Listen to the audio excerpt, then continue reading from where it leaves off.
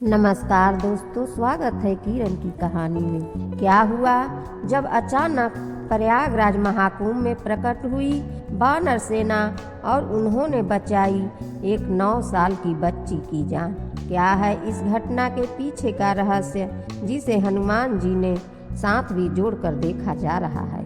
हाल ही में प्रयागराज महाकुंभ में हुई यह एक बहुत बड़ी चमत्कारी घटना है, जिसकी एक एक सच्चाई आज की इस रहस्यमय वीडियो में हम आपके सामने रखने वाले हैं। वीडियो को बिल्कुल अंत तक देखते रहें। सबसे पहले महादेव के सच्चे भक्त इस वीडियो को लाइक करके कमेंट बॉक्स में हर हर महादेव जरूर लिख। 13 जनवरी से प्रयागराज में दुनिया का सबसे बड़ा महाकुंभ लगने जा रहा है, जो 144 साल बाद लगने वाला एक पूर्ण महाकुंभ है। भारत के 4 शहरों में कुंभ मेले का आयोजन होता है, जिसमें प्रयागराज, हरिद्वार, नासिक और अवंतिका नगरी उज्जैन शामिल है। लेकिन पूर्ण महाकुंभ 144 साल में केवल एक बार ही लगता है। इस महाकुंभ में स्वयं देवी देवता गंगा नदी में शाही स्नान करने आते हैं। जो भी इस महाकुंभ में शामिल होता है और संगम में स्नान करता है, उसकी मुक्ति का मार्ग तय हो जाता है। ऐसा माना जाता है कि महाकुंभ के 1 माह के दौरान गंगा नदी स्वयं अमृत बन जाती है। जो भी यहाँ पर आस्था की डुबकी लगाता है, उसके सारे पाप नष्ट हो जाते हैं और वह इंसान जीते जी स्वर्ग प्राप्त कर लेता है। इसी चाह में देश दुनिया के कई श्रद्धालु महाकुंभ में पहुँचते हैं और संगम में डुबकी लगाते हैं। इस महाकुंभ में सबसे ज्यादा महत्व साधु संतों का होता है, क्योंकि साधुओं के बिना महाकुंभ अधूरा माना जाता है। उनके विभिन्न अखाड़े, भगवान के प्रति उनकी भक्ति और तपस्या महाकुंभ में आकर्षण का केंद्र होते हैं। लोग गंगा स्नान के साथ अलग अलग प्रकार के साधुओं को देखने भी महाकुंभ पहुंचते हैं। इसी महाकुंभ में देश दुनिया से लाखों साधु पहुंचते हैं, जिनमें कोई कांटों पर लेटा होता है तो कोई भस्म लगाए हुए होता है। कई साधु ऐसे होते हैं जिन्होंने गहरी तपस्या की होती है। उनके आशीर्वाद मात्र से जीवन के सारे दुखों का अंत हो जाता है। मध्य प्रदेश के इंदौर शहर में रहने वाले विश्वास जी उपाध्याय महाकुंभ में शामिल होने के लिए बहुत बेसब्री से इंतजार कर रहे थे। ये सनातन धर्म के बहुत कट्टर अनुयायी थे और हर 12 साल में लगने वाले महाकुंभ में शामिल होते थे। इस बार वे अपने पूरे परिवार के साथ प्रयागराज के महाकुंभ में जाने वाले थे। उनके परिवार में उनके माता पिता और उनकी धर्मपत्नी आरती और 9 साल की बच्ची नेहा थी। विश्वास जी प्रयागराज महाकुंभ जाने के लिए ट्रेन के टिकट पहले ही करवा चुके थे। महाकुंभ शुरू होने से 1 सप्ताह पूर्व ही वे ट्रेन पकड़कर अपने परिवार के साथ प्रयागराज के लिए निकल गए। लेकिन उन्हें इस बात का अंदाजा बिल्कुल भी नहीं था कि प्रयागराज महाकुंभ की भयंकर भीड़ में उनके साथ एक ऐसा हादसा होने वाला था, जिसे वे जिंदगी भर भुला नहीं पाएंगे। महादेव उनके साथ बहुत बड़ी लीला रचने वाले थे। जब विश्वास जी अपने परिवार के साथ महाकुंभ में पहुँचे तो वहाँ बहुत भयंकर भीड़ थी। बहुत सारे लोग पहले से ही वहाँ आ चुके थे। कई साधु संतों ने पहले अपने अपने टेंट लगा रखे थे, लेकिन पुलिस दल ने व्यवस्था बहुत अच्छे से संभाल रखी थी। प्रयागराज का वह महाकुंभ बहुत भव्य लग रहा था। कई सारी दुकानें, कई सारे अखाड़े, वास्तव में ऐसा लग रहा था मानो वे सतयुग में आ गए हों। मैंने अपनी पत्नी आरती से कहा, नेहा का हाथ जरा कस के पकड़ो, क्योंकि भयंकर भीड़ में अगर उसका हाथ छूट गया तो उसे ढूंढ पाना नामुमकिन होगा। ये बात विश्वास उपाध्याय ने अपने पत्नी से कही। तभी उन्हें गंगा घाट पर वानरों का एक बहुत बड़ा झुंड दिखाई दिया, जो गंगा घाट पर मौज मस्ती कर रहा था। सभी लोगों का कहना था कि वैसे यहाँ पर इतने सारे बंदर एक साथ नहीं होते, लेकिन यह महाकुंभ का ही चमत्कार है कि यहाँ देश दुनिया से लाखों करोड़ों लोग तो आते ही हैं, साथ ही कई सारे जानवर भी यहाँ आकर एकत्रित हो जाते हैं। महाकुंभ के दौरान यहाँ का वातावरण काफी पवित्र हो जाता है। उन बानरों के समूह में एक बंदर ऐसा भी था जिसकी पूंछ नहीं थी। विश्वास जी को उसके ऊपर दया आई और उन्होंने उसे खाने के लिए केले दिए और साथ साथ बिस्किट भी उनको खाने के लिए दिए। उसके साथ साथ अन्य बंदरों को भी विश्वास जी ने केले और बिस्किट खिलाए। उसी समय उनकी मुलाकात रुद्राक्ष वाले बाबा से हुई। विश्वास जी ने देखा कि उन साधु महाराज ने अपने शरीर पर लगभग 25,000 रुद्राक्ष धारण कर रखे हैं, जिनका वजन तकरीबन 45 किलो था। वास्तव में वे काफी सिद्ध पुरुष थे। उनका आशीर्वाद विश्वास के पूरे परिवार ने लिया। आगे चलते चलते उन्हें कई साधु महाराज मिले। उनमें एक ऐसे साधु महाराज थे जिन्होंने अपना एक हाथ पिछले 12 सालों से हवा में रखा हुआ था और वह हाथ पिछले 12 सालों से उन्होंने नीचे नहीं किया था। ऐसी कठिन तपस्या केवल कोई सिद्ध महात्मा ही कर सकते हैं। उनका भी आशीर्वाद लेकर विश्वास जी अपने पूरे परिवार के साथ गंगा में डुबकी लगाने के लिए पहुँचे। संगम में स्नान करने के बाद वे अलग अलग मंदिरों में दर्शन करने के लिए जा रहे थे।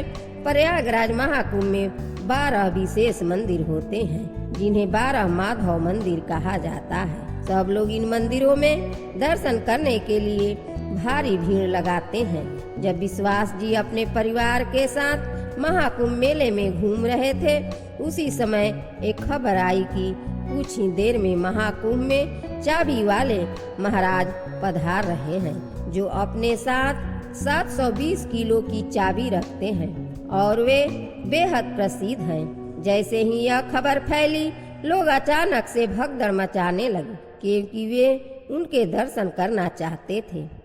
ऐसा कहा जाता है कि चाबी वाले बाबा अपनी उस 720 किलो की चाबी से अहंकारियों का अहंकार तोड़ते हैं और समाज में न्याय की स्थापना करते हैं। उन्हें देखने के लिए भयंकर भीड़ जमा हो गई और लोग इतने ज्यादा उत्तेजित हो गए कि उन्होंने भगदड़ मचा दी। इसी भगदड़ में कई लोग एक दूसरे के पैरों के नीचे आ गए। इसी भगदड़ में विश्वास जी की धर्मपत्नी आरती से उनकी 9 साल की बेटी नेहा का हाथ छूट गया और वह भगदड़ में कहां इधर उधर घूम हो गई। जब विश्वास जी की पत्नी आरती ने देखा कि उनकी बेटी कहीं गुम हो गई है, तो उनके पसीने छूट गए। आरती ने विश्वास जी से कहा, नेहा इस भगदड़ में कहां खो गई है? उसका हाथ मेरे हाथ से छूट चुका है। यह सुनकर वे दोनों पति पत्नी बहुत ज्यादा चिंतित हो गए, क्योंकि उस महाकुंभ में भयंकर भीड़ थी और नेहा केवल एक 9 साल की बच्ची थी। अगर वह भगदड़ का शिकार हो जाती तो उसकी जान पर भी बात आ सकती थी। विश्वास जी ने अपने माता पिता को एक मंदिर के अंदर बिठा दिया और इधर उधर नेहा को ढूंढने लगे, लेकिन नेहा का कोई पता नहीं चल पा रहा था। अब 2 घंटे बीत चुके थे। उस समय दोपहर के 2 बज रहे थे।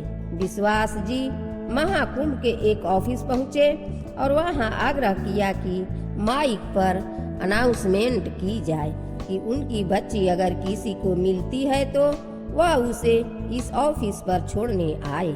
माइक पर पूरे महाकुंभ में ऐलान किया गया कि नेहा नाम की एक बच्ची जिसने पिंक कलर की फ्रॉक पहनी है, अगर किसी को दिखाई देती है तो कृपया उसे काउंटर पर ले आए। 1-2 घंटे तक विश्वास और उनकी पत्नी आरती ने उस जगह पर इंतजार किया, लेकिन नेहा को वहां छोड़ने कोई नहीं आया। अब उनकी चिंताएं और ज्यादा बढ़ रही थी। उन्हें ऐसा लग रहा था कि कहीं भगदड़ के बीच उसे कुछ हो तो नहीं गया। वे भगदड़ वाले इलाके में भी इधर उधर उसे ढूंढने लगे। अब भगदड़ शांत हो चुकी थी, लेकिन फिर भी नेहा का कोई पता नहीं चल पाया। देखते देखते शाम के 7 बज चुके थे और नेहा का कोई पता नहीं चल पाया था। इधर विश्वास और आरती सुबह से भूखे थे। उन्होंने अन्न का एक दाना भी अपने मुंह में नहीं लिया था, क्योंकि नेहा उनकी इकलौती बेटी थी और वे उससे बहुत प्यार करते थे। वे गंगा के घाट पर बने शिवलिंग के पास रोते रोते दोनों पति पत्नी महादेव से प्रार्थना कर रहे थे। वे कह रहे थे कि इस महाकुंभ में आना हमारे लिए सौभाग्य की बात थी, लेकिन अब यह एक बहुत बड़ी गलती लग रही है। अगर हमने अपनी बेटी को खो दिया तो हम आज के बाद कभी किसी महाकुंभ का हिस्सा नहीं बन पाएंगे। जाने अनजाने में विश्वास जी ने अपने मुंह से बहुत बड़ी बात कह दी थी। महादेव यह बिल्कुल भी नहीं चाहते थे कि उनके भक्त महाकुंभ से दूर रहे या फिर भगवान पर भरोसा या विश्वास करना छोड़ दे। उस समय तक रात के 8 बज रहे थे। विश्वास और आरती उसी शिवलिंग के पास बिलख बिलख कर रो रहे थे। तभी वहां अचानक से बहुत सारे बानरों का एक झुंड प्रकट हो गया। वे अचानक वहां कहां से आए, इस बात का किसी को अंदाजा नहीं था। उस झुंड में उन्हें वह बंदर दिखाई दिया जिसकी पूंछ नहीं थी और जिसे विश्वास जी ने सुबह में केला और बिस्किट खिलाए थे।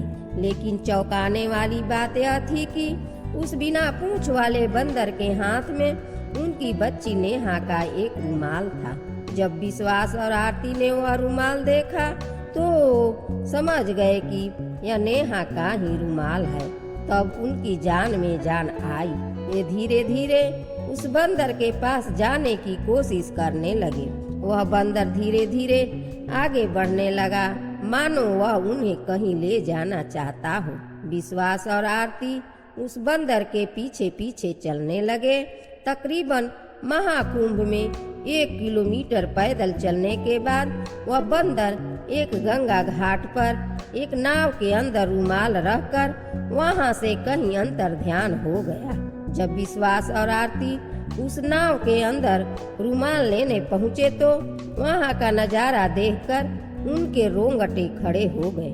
उस नाव के अंदर नेहा बेहोश अवस्था में मौजूद थी। उस समय वे दोनों पति पत्नी नाव के अंदर फूट फूट कर रोने लगे, क्योंकि उनकी बच्ची उन्हें मिल चुकी थी। वह बंदर जिसकी सुबह विश्वास जी ने भूख मिटाई थी, आज वही बंदर भगवान का रूप लेकर उनकी खोई हुई बेटी को पुनः उनसे मिलाकर चला गया। किसी ने क्या खूब कहा है, किया हुआ अच्छा कर्म अच्छे परिणाम लेकर जरूर लौटता है।